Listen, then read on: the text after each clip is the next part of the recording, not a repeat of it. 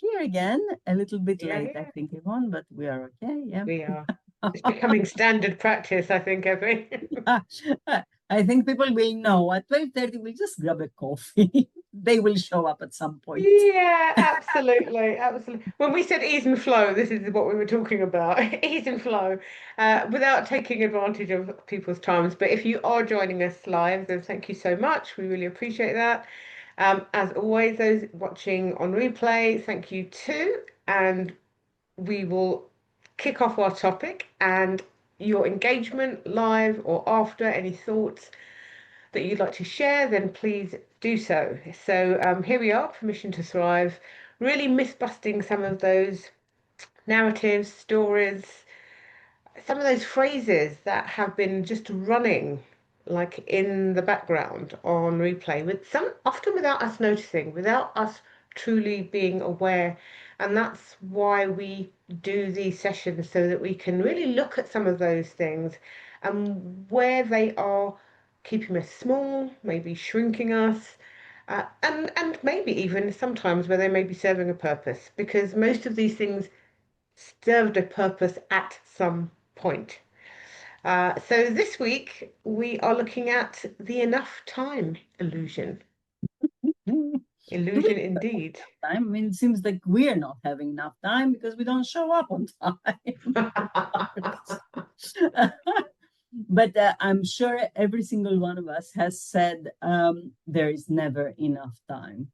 I think that that is a phrase that, yeah, we can all own, that we use it. And I definitely have used it in the past.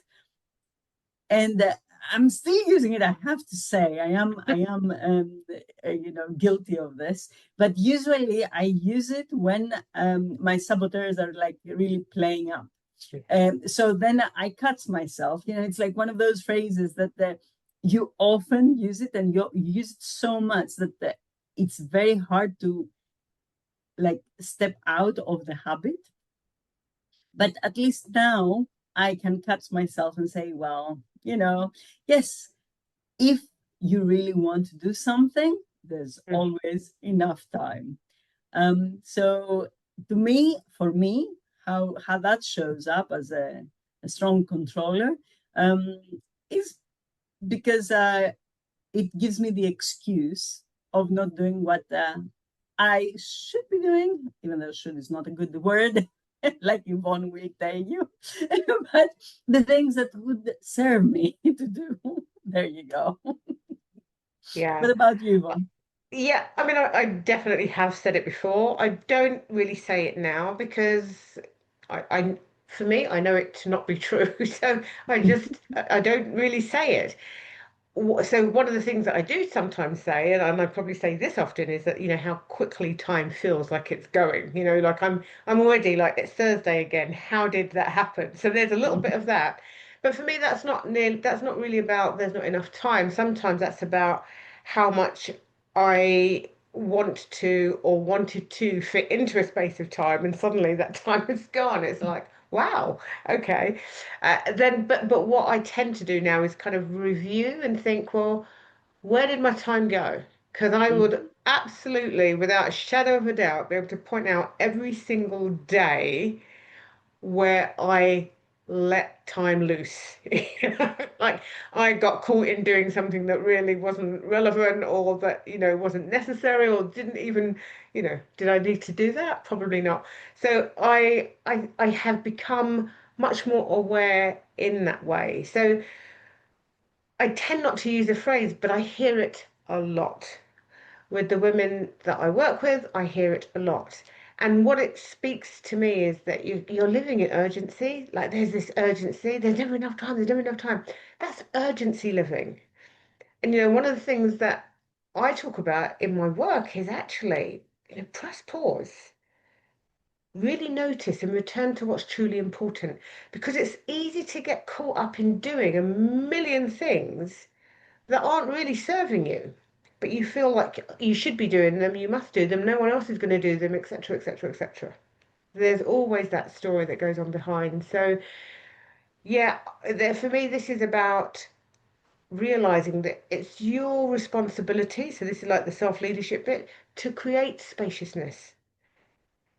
And you create that spaciousness through the choices that you make. And they are your choices. Hmm. And even if you are in a job, you're in a career, that career path, and it's a demanding role, that doesn't signify that you let go of the reins of what matters to you and that you let go of the reins of what you need in order to show up in that role and any other role that you have fully you.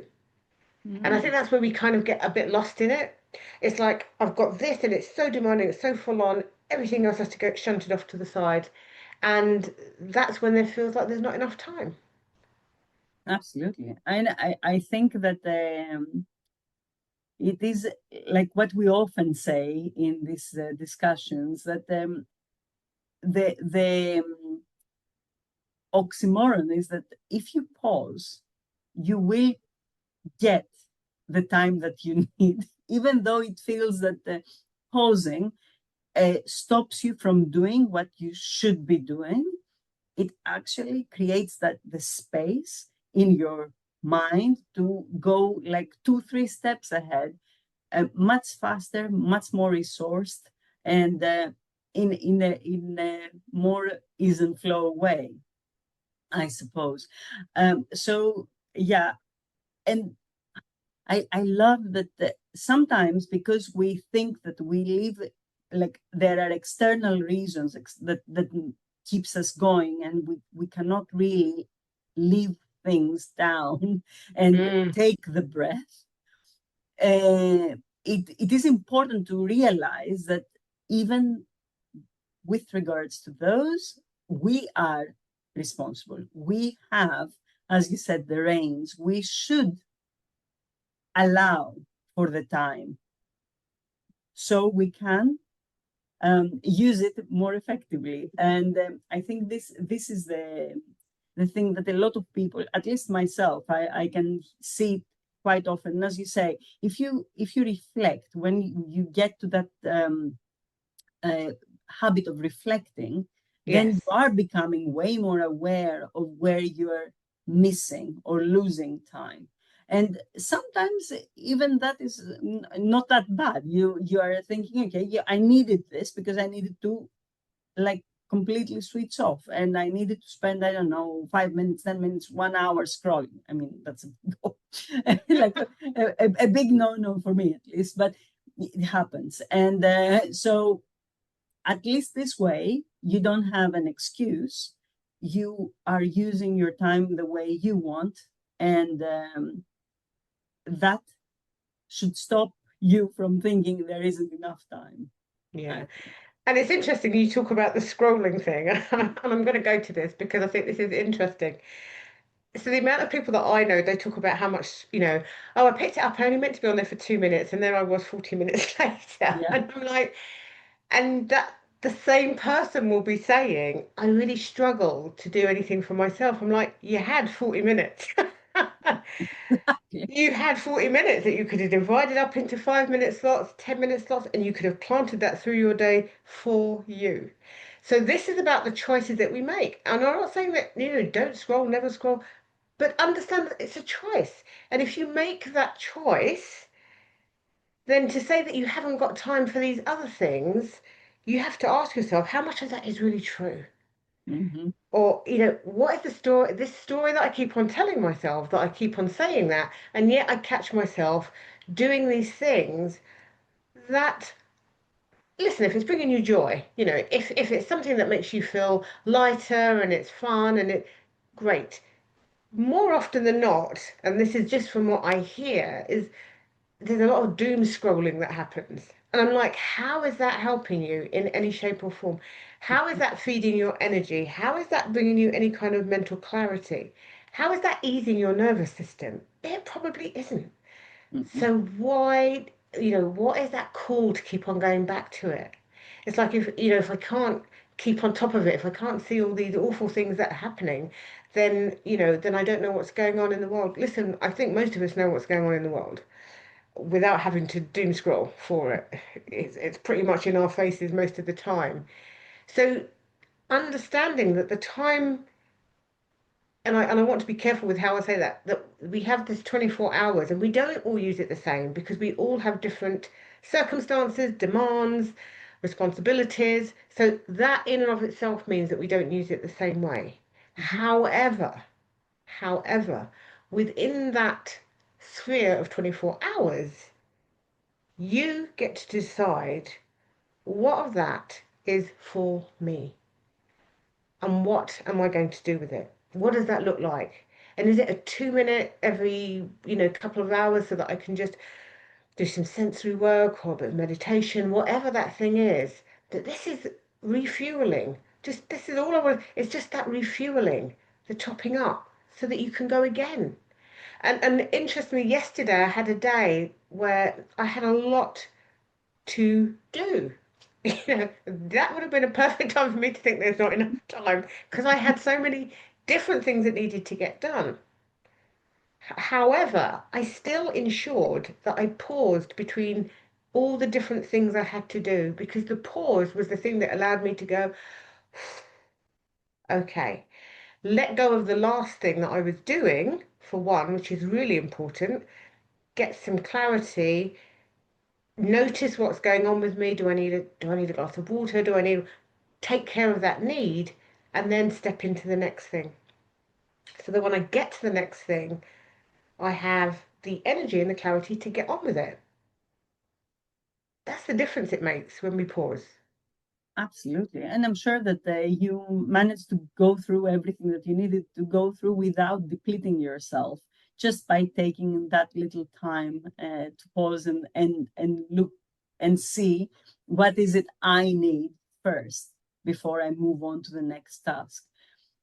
It is very hard for a lot of people to navigate that, Mm. but the prioritizing is one thing that we all know about. And if we can prioritize anybody else or any type of tasks in our lives, we can definitely prioritize ourselves occasionally. I mean, we should prioritize ourselves as often as we could, but okay, I will say occasionally for now, because that gives us the chance to show up the way we want and be effective in whatever it is that we do. And you know, going to the next phrase, it is all about this because I hear that quite often as well. It's like, I'll rest when things calm down. Okay, so what does that mean? Because to me, this sounds like, when you're in an absolute crisis, you're just going, going, going, going. And the moment the crisis is resolved, you are in a personal crisis, completely, I don't know, fainted or something like that. Because it has happened. That hasn't that this is the Yeah. classic narrative of like a burnout completely. So if you had to choose between this and okay, I'll do what I can during the crisis to replenish a bit of my energy and tackle things as I go along, how much more effective would you be? Yeah, 100%. And this, I'll rest when things calm down. When does anybody ever feel like things calm down? Is my first question. Because for somebody who is working in a state of urgency and pressure, it never feels like it's calming down. There's always another thing. So when is this rest going to come? When you literally keel over and cannot do another thing, then you are not taking the rest. Your body's telling you you're having it whether you like it or not. That's a very different thing. And I think again, this delaying what is needed, you are training your nervous system for that. So guess what? If you train your body for that, that does become your norm. That does become your way of being. That doesn't make it right. That doesn't mean to say that, well, you know, it's ingrained, it's how I do it. It makes sure that I get everything done. But how is your body internally having to cope with that? What is Mm. happening internally? And I think this always intrigues me, and I still feel, and I say intrigues because we spend such a tiny, if any amount of time really considering the impact internally because we can't see it. So guess what? We can mask it, we can cover it up, we can keep pushing through, we can keep pressing on. If we could see what it was doing, we would perhaps be a little bit more kinder to ourselves in the way that we approach this. But we have to choose when rest is required. We have to be able to, again, that causes us to pause. What do I need right now? And what does rest look like for me right now? It may not necessarily mean going to lie down. It may be, some mental rest. I need to just step away from everything that's depleting my mental capacity. Uh, and maybe that's a movement thing, a fresh air thing, or whatever, just so that I can and then come back. It may be an emotional thing where actually I need to perhaps be in conversation about something. I need to release all of this stuff that I'm feeling. We need to be able to understand what that rest really looks like. It's hard to recognize what it is that the body's asking for if we continue to override it. We override, we override, we override, we hear nothing. We don't have, and that for me is that disconnection. And so all of these are about how do we pause, how do we slow down so that we can have that connection again and start to understand what our bodies are asking of us and from us. It is remarkable if you think about it. We sort of know, I think all of us, that our decisions today, when it comes to our health, our mental health and physical health, will show up as something in the future. We know that, right? So why would we consider like not doing the best we can for our bodies? So in our 70s, in our 80s, in our 90s, we are in a prime condition for that particular age or whatever. Yeah. We just don't do it. We have so much information, especially like, okay, let's now eat healthy, let's exercise, but nothing about here and how to serve your own nervous system, which we really, I mean, I know it from my own experience, is like one thing that if you keep, as you said, living in that constant stressful situations or state, you might get used to it, but doesn't mean that like 10 years down the line, this is not going to show up in a very bad way at the end of the day. And that's where I'm going to stop when it comes to, like bad way. So it is very important to be able to listen to our body. Mm, But as you said, you can't listen if you are in that constant grind. You can't listen. There is nothing to listen for because you're not even there. yeah, And that is the whole point. And I think that also causes us to feel that time is going really fast because we are not really, we're in an automatic living. We are just like as automatons. We're just doing things and we're sort of like following the body in the things that the body is doing, like, or knows how to do automatically, like, when you're driving or when you're doing your morning rituals or when you're at work or whatever. So mm, I think that the pause is a fabulous tool to stop you from that automatic reaction to everything.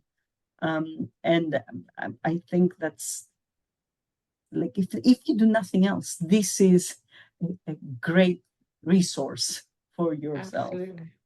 Absolutely. I have yet to know anyone who has utilized pausing and said it's rubbish, It doesn't work. It doesn't help. I haven't yet. I'm not saying that I never will, but up to date, I have not. It's usually like, wow, I didn't realize that even in that small bit of time that I gave it, I could almost feel my shoulders dropping, or my breath deepened, or there was some sort of experience so they could feel that change. And, I think we have to just remember we are literally training ourselves, our bodies, our nervous systems, our breath, how to be. So if we're in that state of urgency, we know we're probably breathing much more shallower than our body wants us to for it to work effectively.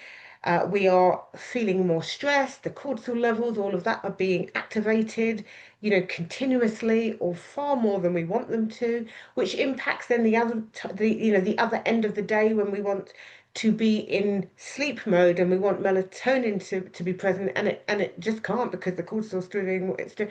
We have to remember that there's all of this chemistry within us that is being impacted by the choices that we make.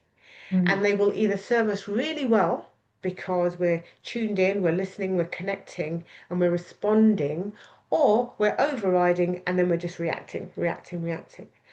That for me are the two key. Am I responding? Am I reacting? Am I tuning in? Am I tuning out? Right? We get to have those choices. And, the sooner we start to be kind. So the words that I'm seeing a lot actually on LinkedIn, be kind with ourselves and to ourselves, uh, listening to ourselves, pausing for ourselves. These are not selfish acts. They are the things that we need so that we can show up and bring our best selves into whatever it is that we're doing. And I think we almost say this almost every week we kind of get to this place, right? Is that when we can let go of all of these narratives that are keeping us in states that, yes, probably did serve us and may serve us on the odd occasion now, but on a daily basis, they're probably not. We need to be able to stop and sit and really be aware of them and just saying, in this situation, how is this helping or hindering me? Yeah. Hey, I mean, there isn't much I can add here, but the important thing is to be able to listen. If we can listen, and we say we're talking about our work and listening and how important it is to listen to other people, right? And be there and be present with them. So let's take that and bring it to ourselves. How important it is to sit with ourselves, to listen to ourselves, to listen to our needs, and to be kind with what we hear, and see how we can work with it so we can bring the best we can for us, so and for the others. um we don't take the time. That's the thing, we don't take the time for ourselves because yes, we don't have enough time. But we need to find the time, like you find the time no matter what happens in your life when you want to do something. And let's Yeah. face it, I have tried that, like with myself so many times. And I'm thinking, oh, we keep saying we'll meet or we'll do this or we'll do that, and we always put it in the back burner. Why is this happening? Mm. But at the same time, like when you know that you want to do something, you are there, you find the time, you wake up earlier, you go to bed later, you are not watching Netflix, you're not scrolling, I mean, I have done all these things, yeah. So I Yeah. have found the time. Whenever I wanted the time and I really needed the time, I found it. So my really real hope, and when I work with my clients, that's what I say, because as you said, it is the hardest thing to get someone to pause. It's Mm. unbelievable. I find so much resistance when I talk about the pause. Um, from my clients, because we're not used to it. We're not used to that. We're used to just keep going, going, going, going. What are you talking about? I'm not going to pause. I can't pause. I have 3 million things to do, and you're asking me to pause. What does that mean? Yeah. So, but please do, please try it. You'll see it makes sense once you do it and you experience Pleading the it. case now, pleading the case. Absolutely. Absolutely. And here's the thing, a pause doesn't have to be, it's not forever. It's a pause, literally. Whatever that feels like and however that fits into your schedule, wherever you feel like, yeah, if I paused between the three meetings I have, if I took a pause, that would really help me. Because I also think of it, sometimes for me, the pause is like a reset. I don't do coaching, for example, back to back to back to back. No, I have to have the pause. I have to have the pause to express some gratitude and to let go of one client before I reset and I'm ready to be fully with the next one. There has to be Absolutely. a pause, for me. Now, somebody else may say, "Oh, I don't need pauses." Great. But where do you need your pauses? What does that look like to you? Where can you put them in? And even if you just take the pause, and this is to, let's just say, just to break out of these, there's never enough time. Well, I'm going to purposely take a pause to prove to myself that there is enough time. Let's just say I'm going to do that. Just experiment. So for me, there's like, allow it to be an experiment. Test it out and see. Because from my experience, what you will experience, maybe not the first time, but the second time, the third time, is actually just a better state of calm. And guess what? Where do best decisions come from? Chaos or calm? When do we feel most able? Depleted or energized? These are the things that we can ask ourselves and kind of really kind of quickly understand that, yeah, I've been missing a trick here. It's not that there's never enough time. I'm simply not making time for something that is actually really important. Hmm. And I mean, talking about the different, I won't say sage here because that's from positive intelligence, but like our higher self at the end of the day, like knows that we need to explore. We tend to also, and going back to what I was saying about being like automatons, sometimes we tend to just keep doing the same things over and over again, but expecting different results, which is crazy. But anyway, that's what we do most of the time. So exploring for things for yourself, for your own benefit, for you, your better health, for your, Yeah. the better way of showing up and stuff. It's not a bad thing. It's actually it can be very interesting, but like taking the time to actually explore. And I know what you mentioned there is like sometimes we think when you say take the time, you think you need to take like a week off. No, you don't. Like literally, like 1 minute. 1 minute can make such a big difference. And in 1 minute, yes, you can explore and reflect and do some picky reps. In 1 minute, you can do all this. Yes. Yeah.